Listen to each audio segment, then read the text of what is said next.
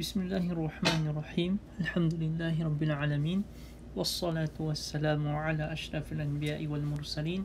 Nabiyyina Muhammadin wa ala alihi wa sahbihi ajma'in. Amma ba'd. Wassalamu alaikum wa rahmatullahi wa barakatuh. Sa dars na ito ay alamin natin kung ano ang tinatawag na al-kalam sa al-lughatul Arabiyya. So, ang sabi ng Imam Ibn Ajurrum rahimahullah ta'ala, ang tinatawag na al-kalam ay huwa al-lafzu al-murakkabu al-mufidu bil-wad'i. So, ibig sabihin, meron tayong apat na condition upang matawag natin ang isang pangungusap na al-kalam. So, basically, itong kalam, ang kanyang kahulugan ay pangungusap. Pero sa lughatul Arabiyya, ano nga ba yung tinatawag na pangungusap? So, gaya ng sabi ng Imam Ibn Ajurrum, unang-una dapat ito daw ay lafaz. Pangalawa ay murakkab. Pangatlo, mufidun. At yung pang-apat ay bilwad. Pag sinabi nating lafaz, yan ay binibigkas. Sabi nating mga ulama, ang lafaz na tinutukoy dito ay yung may tunog o di ka may boses, at yung boses o tunog na yun ay meron siyang ba'dul huruf al-hijaiyah. Meron siyang iilan mula sa mga huruf al-hijaiyah. Halimbawa nun ay yung kalima na zaidun. So pag sinabi nating zaidun, yan ay lafaz. Yan ay lafaz. Ba't siya naging lafaz? Kasi nga meron siyang sound, meron tunog, meron boses na narinig natin, at meron siyang iilan mula sa mga huruf al-hijaiyah. Meron tayong zay, meron tayong ya at dal. Tamam? Yan ang tinatawag na al-lafaz, kung saan yan ang unang condition upang matawag natin o ma-consider natin na ang pangungusap na yan ay kalam. Now, pangalawa naman ay murakkab. Pag sinabi naman natin murakkab, dapat ang pangungusap natin ay composed siya ng 2 or more words. So, dalawa hanggang sa marami pang mga salita.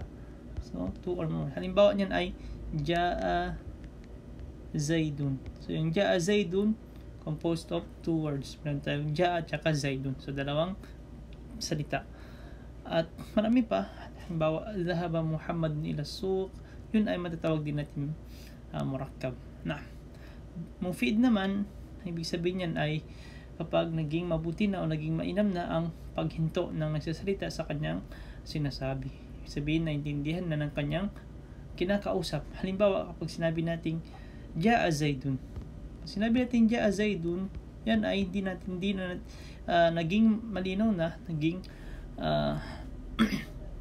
maganda na yung paghinto natin sa zaid, na kung saan ito ay naintindihan na ng ating kinakausap. Ja'a zaidun. So, sabihin nun ay dumating si Zaid.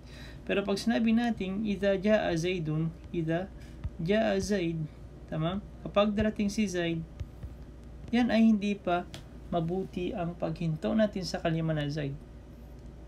Dahil hindi pa naiintindihan ng ating kinakausap kung ano ang gusto nating ipahiwatig kapag si Zaid ay darating. Idha ja'a zaidun. Kapag darating si Zaid, ano mangyayari? Anong gawin natin? So, walang kulang yung jumla o yung pangungusap natin. So, yung mufid, nararapat na ito ay maiintindihan na at mabuti na yung paghinto ng nagsasalita. Bilwad'i naman ay bil-lughatil Arabiyyah. Nararapat na ang mga kalimat na ginagamit natin sa pangungusap ay Arabic language, Arabic words. Halimbawa, zaidun, yung mga ja'a, yung mga kitabun, daftarun, lahat ng ito ay mga lughatul Arabiyyah.